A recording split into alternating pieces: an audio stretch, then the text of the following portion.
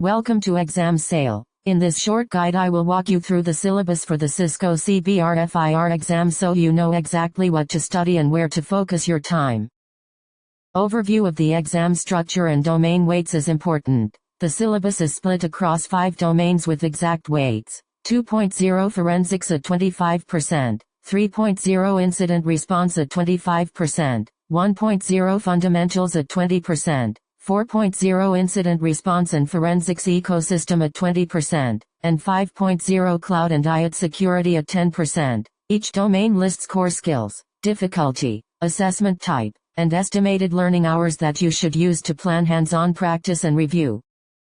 Domain 2.0 Forensics is worth 25% and focuses on advanced network and endpoint forensic evidence extraction and analysis using Cisco security platforms. This hard domain requires about 18 hours of study and combines hands-on and conceptual assessment types. You will learn to identify and extract evidence from Cisco secure firewall logs, analyze NetFlow and IPFix for communication patterns, and evaluate packet captures for malicious payloads. Topics also include interpreting encrypted traffic analytics without decryption, analyzing DNS telemetry from Cisco Umbrella, and finding data exfiltration signatures in application logs, plus endpoint techniques such as forensic imaging with Cisco Secure Endpoint, memory analysis, and examining MFT and registry hives for persistence.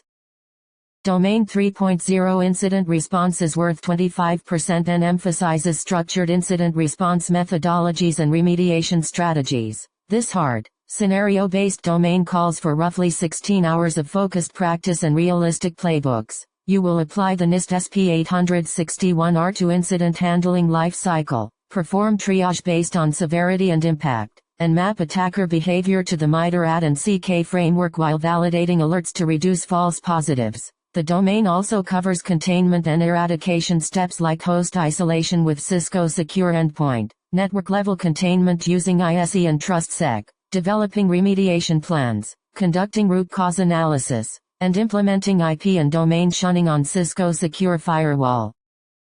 Domain 1.0 Fundamentals carries 20% and covers core principles of digital forensics, evidence integrity, and common data artifact analysis. This medium difficulty domain requires about 10 hours and is assessed through conceptual and scenario-based questions. You will learn the order of volatility for data collection, chain of custody requirements, and how to analyze common file system artifacts across NTFS, FAT32, and ext4. The fundamentals also include interpreting system and application logs such as syslog and event viewer, using hashing algorithms to verify data integrity, understanding write blockers for imaging, and recognizing legal and ethical considerations in forensic investigations.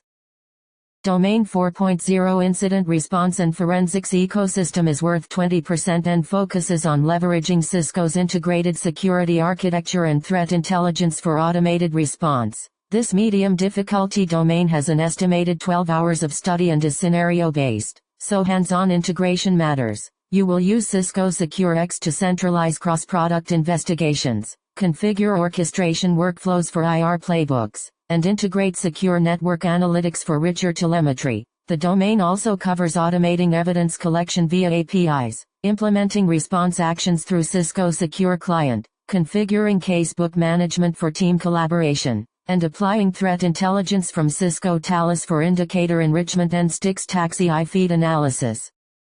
Domain 5.0 Cloud and IoT Security is 10% of the exam and addresses specialized forensic considerations for cloud workloads and industrial control systems. This medium difficulty area needs about 8 hours of study and mixes conceptual and scenario-based assessments. You will identify forensic artifacts in AWS CloudTrail and Azure Monitor, analyze Cisco Umbrella logs for cloud-based threats, and understand the challenges of collecting data from ephemeral cloud workloads. The domain also covers IoT and OT specifics, including detecting protocol anomalies in Modbus and Profinet, using Cisco CyberVision telemetry for industrial assets, planning incident response for critical infrastructure, and evaluating cloud workload protection with Cisco Secure Workload.